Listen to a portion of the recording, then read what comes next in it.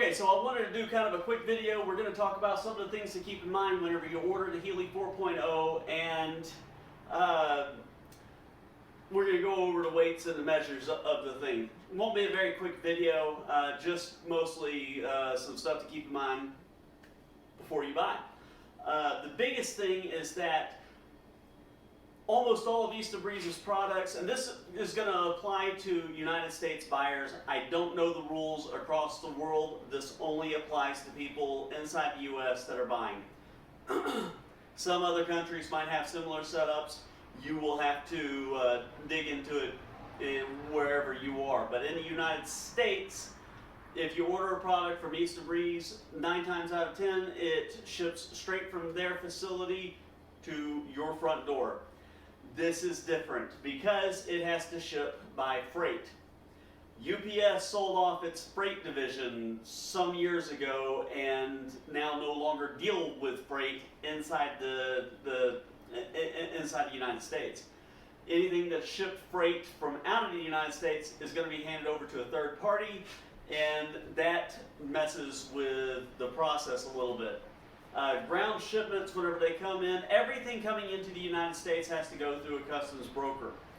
UPS has its own integrated brokerage. So ground shipments, it's just done automatically. It's part of the price of shipping.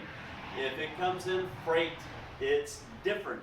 And in my case, it led to about a 5 or 6 day delay getting it shipped to me. Additional fees, and then they had to hand it over to a third party to deliver, who then handed it over to another party to do the final mile delivery, which was a little frustrating, mostly because I didn't expect that to happen. Had I known that this was going to happen, then I would have been a little bit more prepared for it. It would have been more fluid and faster.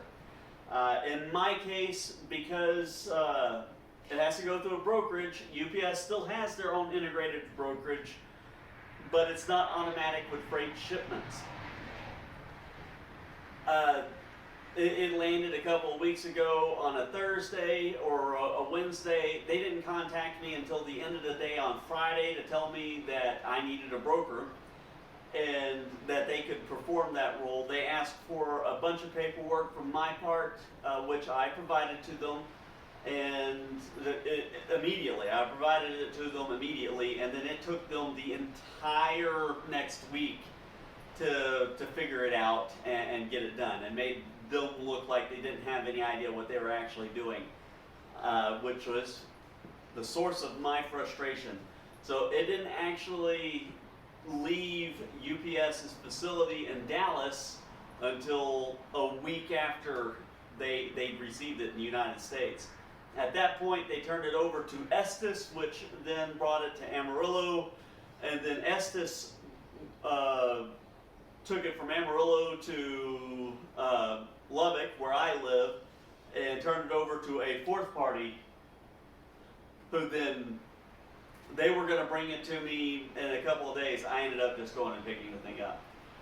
So a little bit of a frustration there. On top of that, UPS has said that they're going to charge me, but they haven't told me how much. They told me they're going to charge me for storage because it sat in their facility for 5 days while they figured out their paperwork. And then they said they're going to charge me for brokerage, but also have not told me how much that's going to be.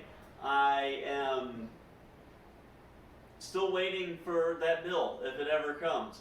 It's just dealing with them on this has been a headache. If you buy a Heli 4.0, you need to either contact UPS and let them know that it's coming right away and let them deal with it, or so that you can get all the paperwork sorted out, or you need to contact a local brokerage that can deal with the paperwork for you. Now, something that you have to keep in mind, that you should keep in mind, is that if you import a wind turbine or a solar panel, there's no duties, no customs fees, no taxes. So anybody who charges you anything is going to be an arbitrary cost based on who knows what, they make it up, because the United States does not charge any tariffs or duties for wind turbines. So that's that. It's a heads up for you guys to keep in mind if you buy one. Something that I've actually inquired about is because there's going to be these additional fees, even though it might be nothing, but it was more headache and more fees and everything. This is, if they take the generator off of this, because right now it's shipped in as this all crated up, and then the blades and the tail are crated up by themselves. So 2 packages come. If they take the generator off of this and ship it as a 3rd package, then it could go UPS ground, leave their facility, go straight to you. No hassle, no additional headache. It might be considerably more costly. I don't know. But it would be easier for the buyer, for the end user, I believe. Okay, so that's that. Now, a couple of things to keep in mind whenever you do buy it. You do have 2 different things that you got to decide on. They sell this in 2 different formats. It is a high voltage on-grid version, which the nominal voltage on that is 350 volts. And then the off-grid version, which is a standard 48 volt turbine. I opted for the on-grid version. My goal is to try and tie this to a Sunny Boy inverter. I want to try and connect it directly to a standard grid tie inverter. If that works, I think that would make this a lot more appealing for a lot of people. The other thing to keep in mind, it's got 2 different rotor options. The standard is a 3.5 meter rotor, which is around, I think, 12-foot diameter. I can't always keep the measurements in mind. And also a 3 meter rotor, which is just a touch over 10 feet. So I ordered the 10-foot rotor. That's what I've got. I think it's going to be a little bit more appropriate for my area. I have a lot of wind, and that will help me keep my RPM a little bit higher and maybe not get carried away if I have to shut it down. So rotor size and voltage, you have to make those decisions before you order. Just things to keep in mind and research a little bit whenever you do go to buy this. So now we're going to talk about a little bit about how it's made. We're going to talk about how much different things weigh, get some measurements off of it.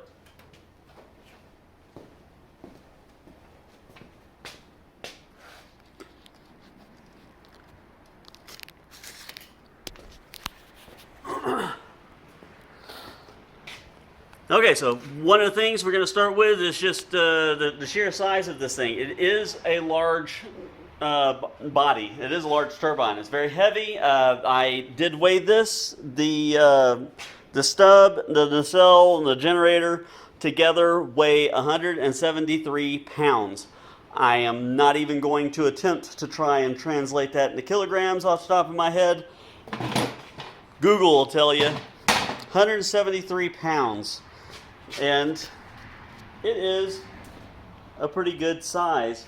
On the outside, I do want to show this. I happen to have the nacelle from the Heli 2.0. I ended up taking this off because it was the nose on it was rattling and broken and come loose. So I pulled the whole thing off, and that really works just fine for me. You can see the size difference there, but if we get in here,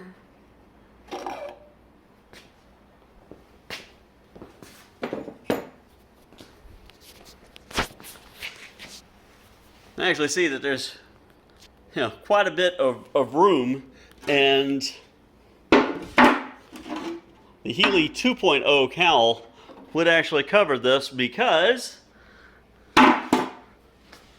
that is the not the same motor as what's in the Heli 2.0. It is different. It is the same diameter, but the stator is about 2.5 inches longer. About what's 2.5 times 2.5? 6 or 7 centimeters longer. So there's quite a bit more stator in here. It's longer, that gives it a lot more room for copper and magnet material. It's the same diameter. It kind of exaggerates the sheer size of it, but at the same time, it's gonna looks is important a lot of times. Looks generate sales. I expect it to perform well though. I can say that I have been extremely happy with how the generator on the Heli 2.0 works. If this, performs as well as it does, just by sheer size, it's gonna be a really good machine. Need to go and find my tape measure. So the shaft is also different on the Heli 2.0. Again, this is just expanding on the fact that it's the same style of generator. The shaft on the Heli 2.0 is tapered. You can actually swap hubs around between the Heli 2.0 and the i2000 and i1500 turbines. This one is a straight shaft hub. Ooh, let's flip that over right quick. It's got a straight keyed shaft. And this is machined very nicely. It has a very nice fit with the hub itself. So the generator, 6.5, probably a little bit under 7 inches across. I'm only really measuring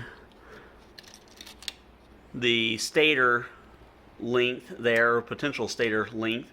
It's sitting right about 8.5 inches. The whole motor is the front cap's the same as the back cap, 1.5 inches. So it's about 1 foot long. And if it came down to it, it could run, I would feel comfortable running without that cowl on it at all. But no need to do that. Okay, so motor itself is about 1 foot long. The shaft actually sticks about 5 inches past the front cover.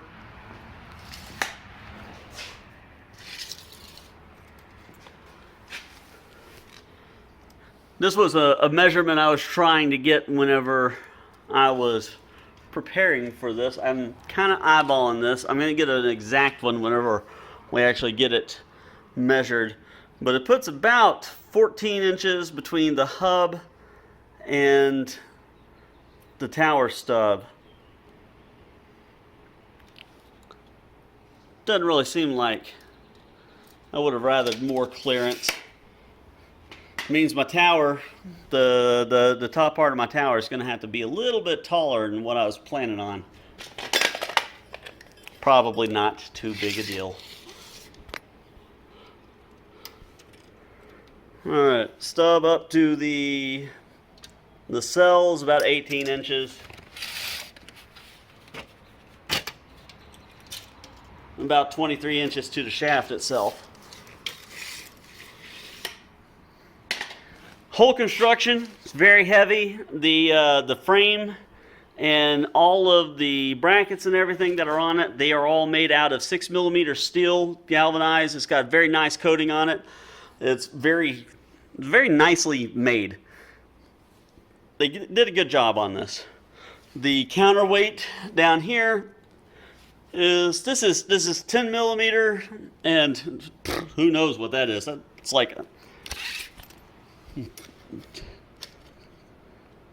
yeah, it's 1 1/8 inches, so like 30mm, something like that. 28mm or 30mm, just steel. It's a great big old piece of metal. It is very heavy. Let's see if I can put this on the tripod so we can tilt it back and you can see the angle. All right.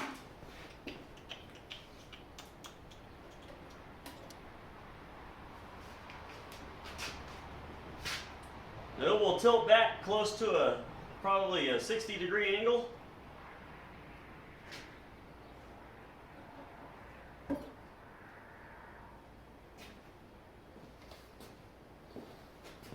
So yeah, there's that. Now the hub itself, it's all cast aluminum. It is pretty heavy. There's nothing particularly special about it. It's not, the machining is not super clean. There's machine marks on it, but it's, oh well, it's going to be a very functional piece.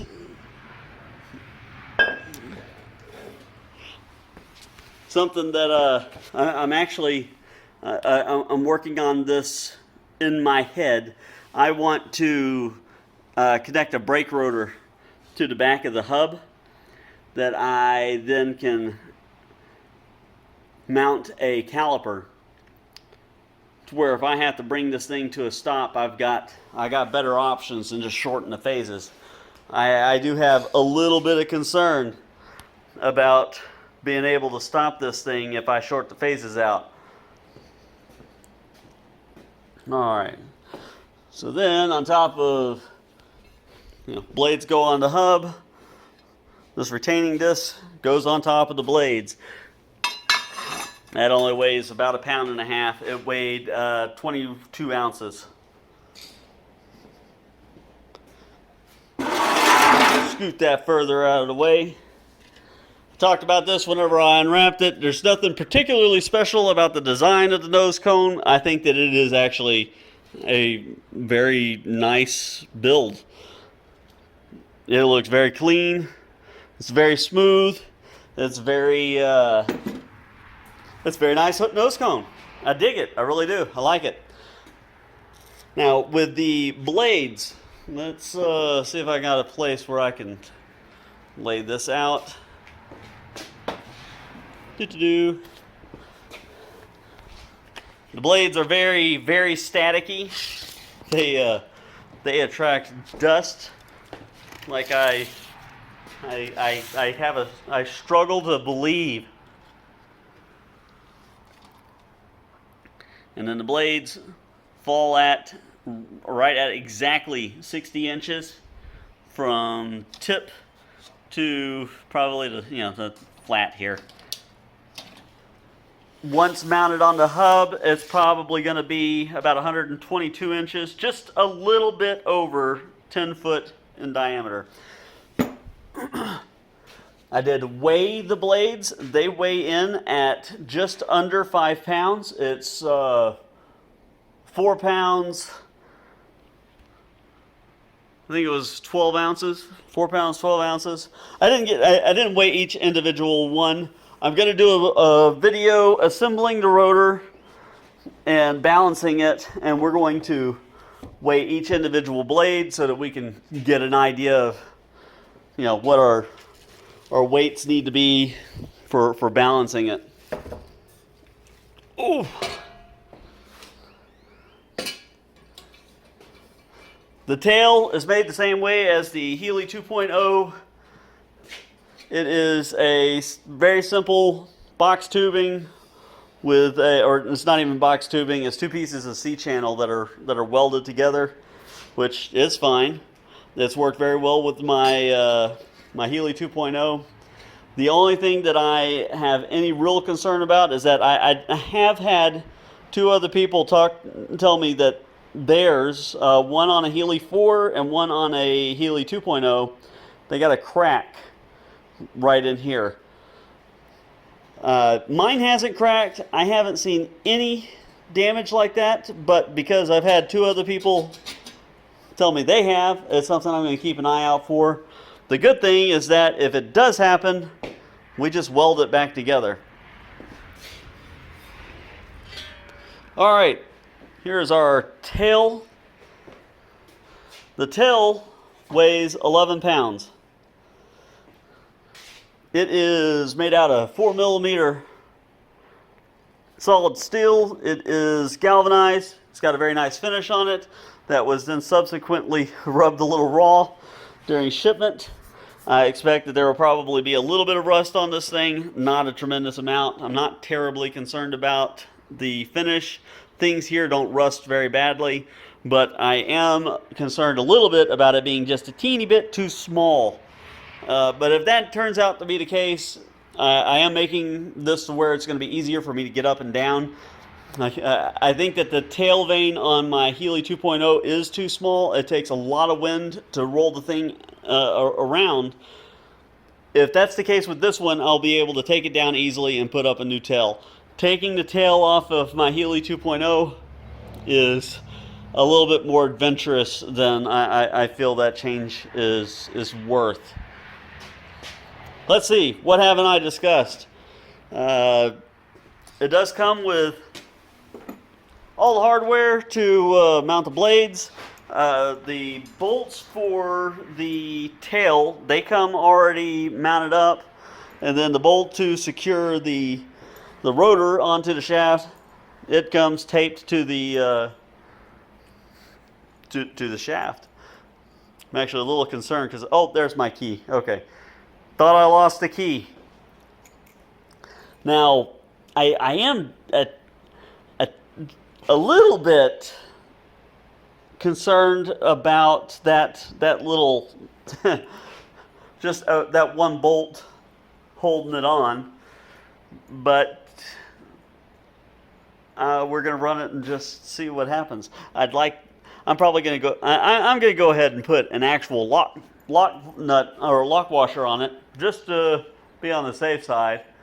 But I do like that the Heli 2.0 and the i1500 and i2000, they have a great big nut on the shaft.